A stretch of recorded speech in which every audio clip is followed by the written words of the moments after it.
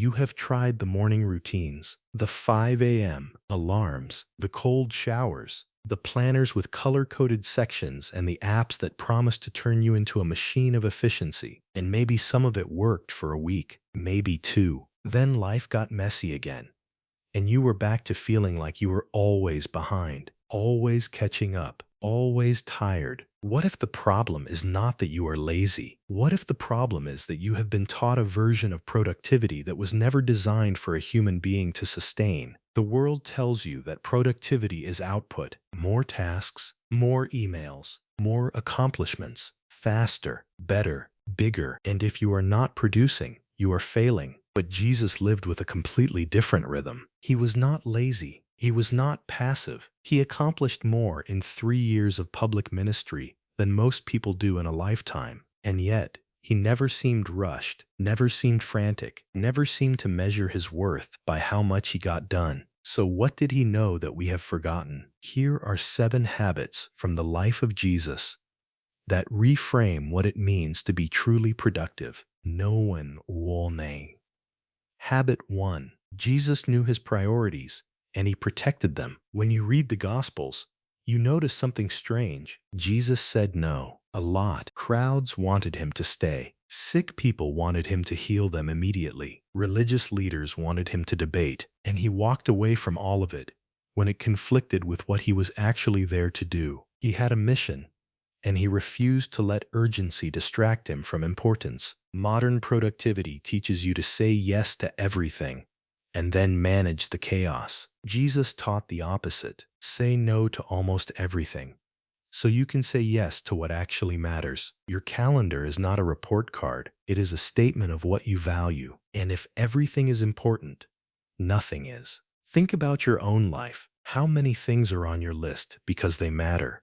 And how many are there because someone else asked? How many meetings could disappear tomorrow and change nothing? How many projects are you maintaining because you are afraid to disappoint someone? Jesus would say that every yes to something that is not your mission is a no to something that is. And the cost of that misalignment is not just wasted time. It is a slowly eroding sense of purpose. When you do not know what you are here for, you end up working for everyone else's agenda instead of your own. Habit 2. Jesus rested on purpose. This one bothers people. The religious leaders were furious when Jesus healed on the Sabbath, but Jesus did not apologize for resting. He defended it. He said the Sabbath was made for man, not man for the Sabbath. In other words, rest is not a reward for productivity. It is part of the design. You are not a machine that needs to recharge so it can produce more. You are a human being who needs rest because rest is what makes you whole. Jesus took naps during storms. He withdrew to lonely places. He stopped teaching to eat with friends. And because he rested, he had the clarity and energy to do the things that actually mattered when it was time to do them. The irony of modern hustle culture is that it convinces you that resting is losing, when in reality, resting is what keeps you from losing yourself. A depleted person makes depleted decisions. A rested person sees clearly, chooses wisely, and works from fullness instead of desperation. Burnout is not a badge of honor. It is a sign that you have been working against your design instead of with it. Habit 3. Jesus focused deeply. When Jesus was with people, he was actually with them. He looked at them. He asked questions. He listened. He was not checking notifications or thinking about the next meeting. He gave his full attention to what was in front of him. And because of that, his impact was enormous. Modern life trains you to be everywhere at once and nowhere fully. Multitasking is a lie. It makes you feel busy, and it makes you worse at everything you are doing. Jesus modeled single tasking, one conversation at a time, one person at a time, one moment at a time, and somehow that focus produced more eternal value than all the efficiency hacks ever invented. Think about the woman at the well. He had a mission. He was traveling. He was tired,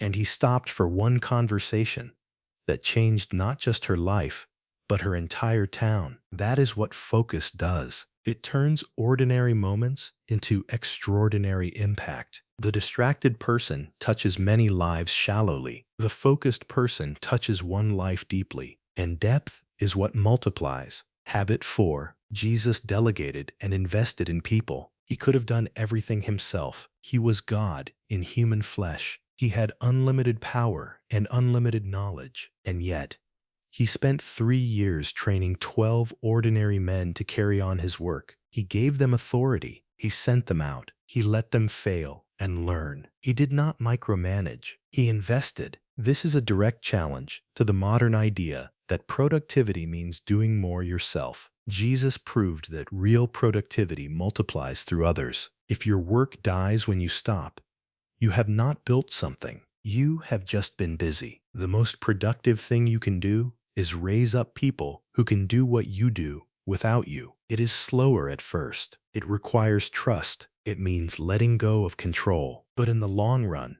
it is the only path to impact that outlasts your own energy. A legacy is not what you accomplished. It is what continues to grow after you are gone. Habit 5. Jesus started with purpose, not pressure. He did not wake up each day reacting to what everyone else wanted. He woke up each day knowing why he was here. The pressure came, of course. Demands came. Deadlines came. But they did not set his agenda. His purpose did. And because he was clear on his purpose, he knew which pressures to resist and which ones to embrace. Most of us do the opposite. We let our inboxes set our priorities. We let other people's emergencies become our emergencies. And we wonder why we feel empty at the end of the day. Jesus would say, stop letting the world tell you what is important. Figure out what you are actually here for. Then build your life around that. Purpose is not a destination you arrive at once. It is a compass you consult every morning. Without it, you are just moving fast in a direction that does not matter. Habit 6.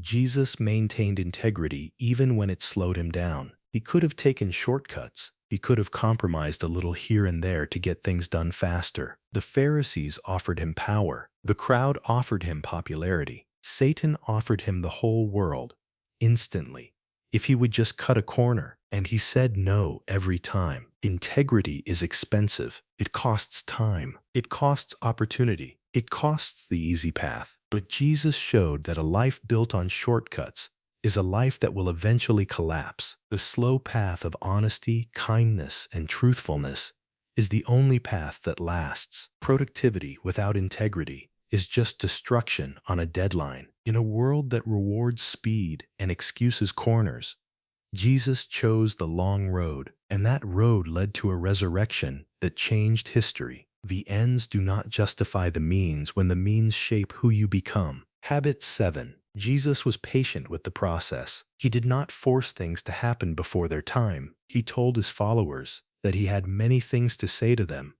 but they could not bear it yet. He let people grow slowly. He let situations unfold. He trusted the timing of his Father rather than demanding immediate results. This is perhaps the hardest habit for modern minds. We want everything now. We want the results of a decade in a year. We want the maturity of a lifetime in a month. And when it does not happen, we call ourselves failures. But Jesus would remind you that fruit grows on trees, not on demand. Trees need seasons, roots need time, and the things that matter most cannot be rushed. The oak tree does not grow faster because you yell at it. It grows because it receives what it needs, season after season, without anxiety. Patience is not passivity. It is active trust that the process is working even when you cannot see it yet. Now, here is the part most people miss. These habits are not a formula for getting more done. They are a way of being that transforms what done even means. When you prioritize like Jesus,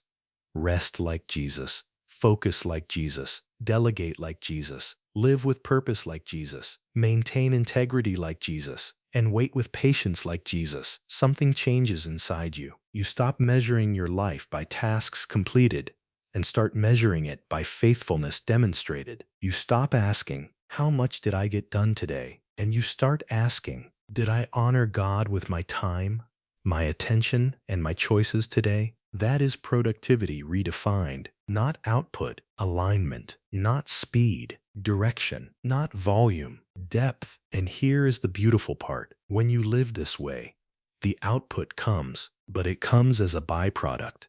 not as a goal. The fruit grows because the tree is healthy. The work flows because the person doing it is whole. The impact multiplies because the foundation is solid. Jesus did not chase productivity. He chased faithfulness, and productivity followed. Picture it like this. Two builders start constructing houses. One rushes. He skips the foundation work. He uses cheap materials. He works day and night without rest. The other digs deep. He measures twice. He works hard but also stops to eat, sleep, and think. In the short term, the first builder is ahead. His walls are up while the second is still preparing the ground. But when the storm comes, only one house remains standing. That is the difference between the world's version of productivity and the one Jesus lived. The world celebrates what looks fast. God celebrates what lasts. So if you are tired of the hustle, the pressure, the endless to-do lists that never seem to end,